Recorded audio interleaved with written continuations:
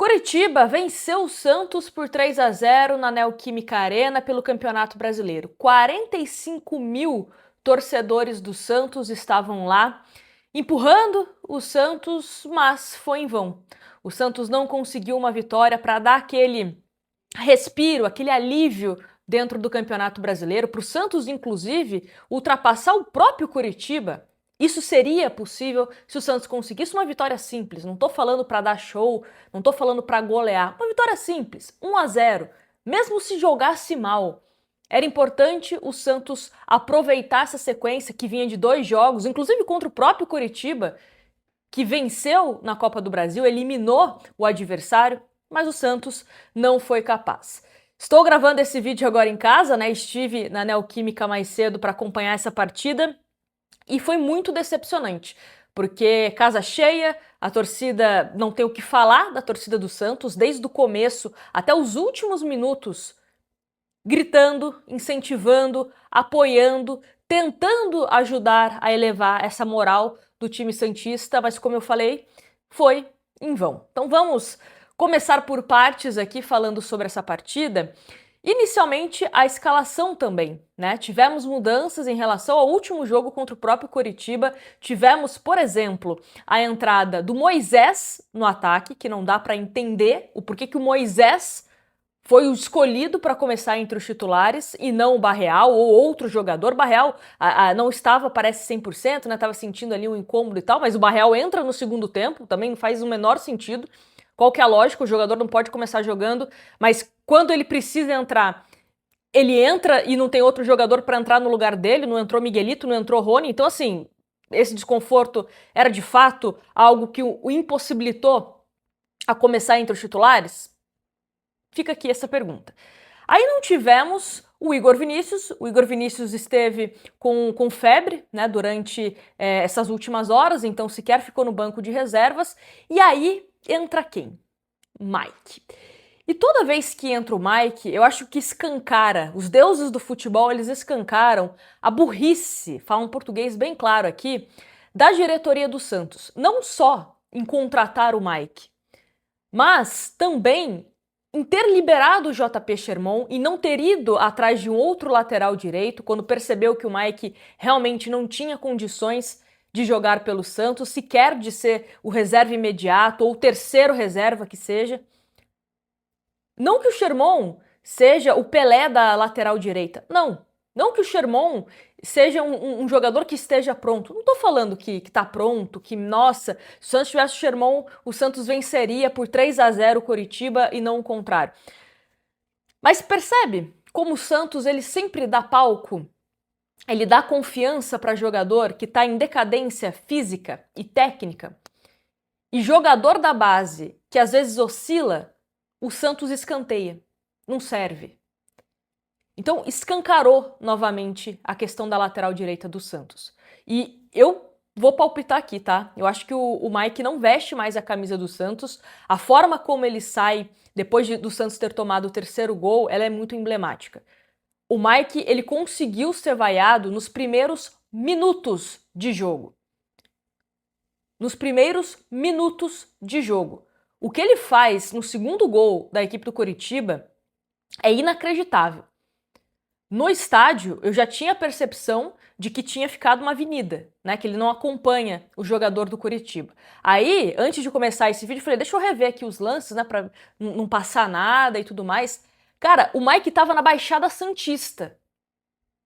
Ele estava na Baixada Santista quando o jogador do Coritiba recebe para fazer o gol. Completamente livre. O Mike não se deu o trabalho de correr, de dar um piquezinho, de dar um trotezinho. Tava passeando. Não sei que mundo que vive o Mike, essa displicência, esse pouco caso. Aí também tivemos a entrada do Arão e do Gustavinho, ali como os volantes do Santos. O Oliva foi preservado, né? E o Oliva a gente até fez vídeo aqui no canal falando como ele vem sendo um jogador que se desgasta bastante. E aí o que acontece também? O Gustavinho será que estava pronto para voltar?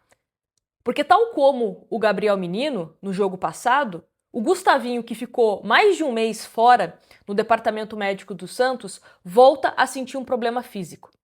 De acordo com o Santos, nota que o Santos mandou para os jornalistas, teve um problema no adutor e vai passar por exames. O departamento médico do Santos libera jogadores que não estão 100% fisicamente? A fisiologia do Santos? Como que tá a preparação? Como estão esses departamentos? Porque a gente tem que questionar. O Gabriel Menino volta, se lesiona. O Gustavinho volta, se lesiona. Difícil, né? Muito difícil. Então, assim, tivemos diversas tomadas de decisões do treinador Cuca que não dá para entender também. É como eu falei da questão do Moisés. Ele coloca o Moisés como titular à frente, por exemplo, de de dois jogadores que eu acho que deveriam estar à frente do Moisés. O Miguelito poderia jogar por ali, formar ali uma dupla com o Neymar, poderia.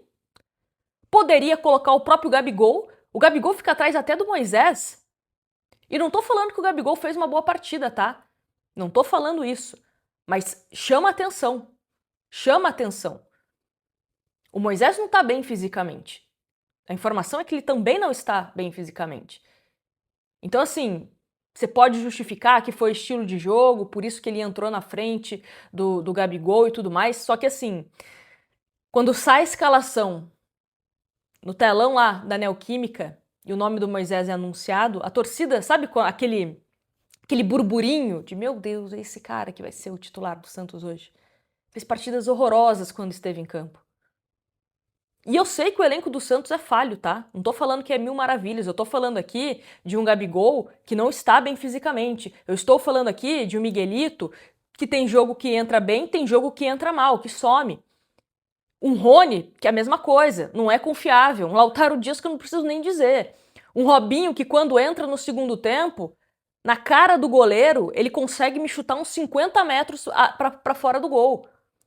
Não tô falando que o elenco do Santos é mil maravilhas, mas isso também expõe a diretoria do Santos, que não tem peças confiáveis. Não tem peça confiáveis. E aí o Santos toma 3 gols e assim, não tem poder de reação. Logo, né, começa 5 minutos de jogo, tá, primeiro gol. Depois aos 20, depois aos 35. Outra coisa, eu acho que foi o que eu mais falei durante o jogo. A quantidade de vezes que os jogadores do Santos estavam escorregando. Inúmeras vezes. Os jogadores do Curitiba estavam de boa. Agora os do Santos parecia que tinha jogado sabão no gramado. Que estavam ali, né, patinando no gelo. Nem isso funcionou nesse jogo contra o Curitiba. Tudo deu errado. Tudo deu errado. A arbitragem também. A confusão que foi feita na hora da substituição, que era para sair o Escobar, e a arbitragem acaba substituindo o Neymar.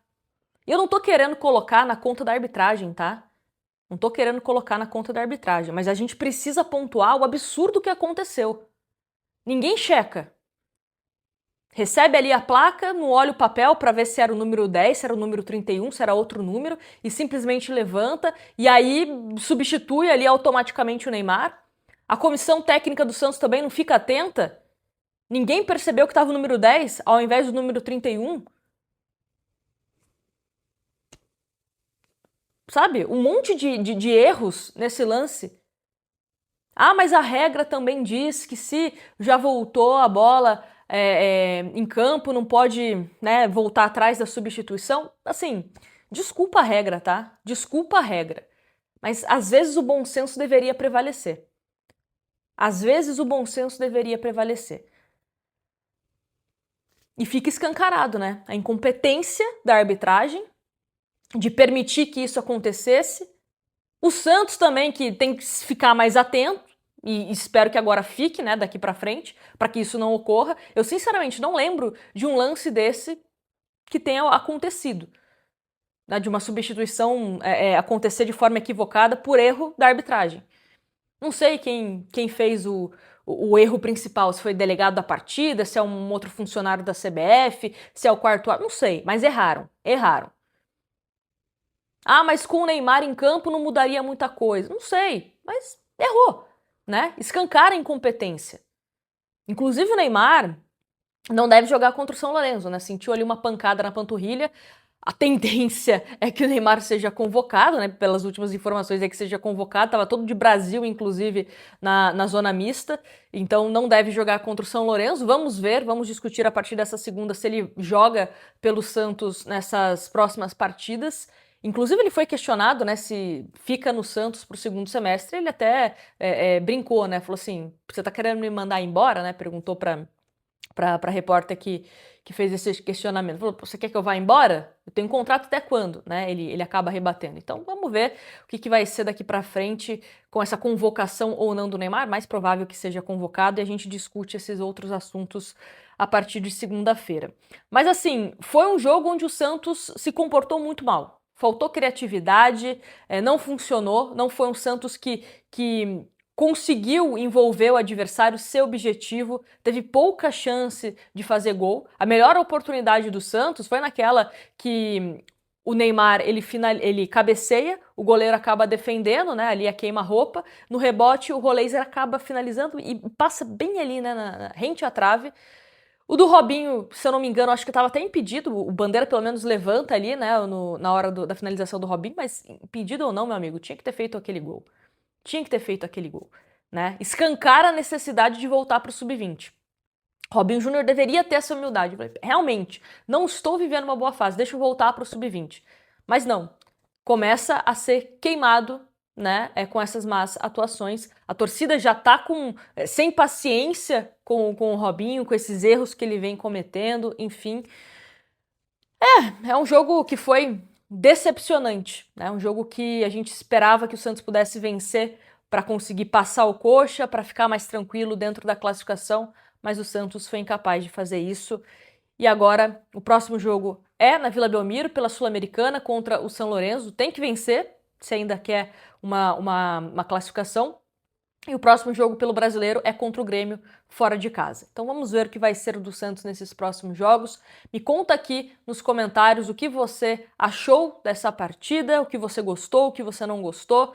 E peço para você deixar o seu like e se inscrever no canal. Até um próximo vídeo e tchau, tchau!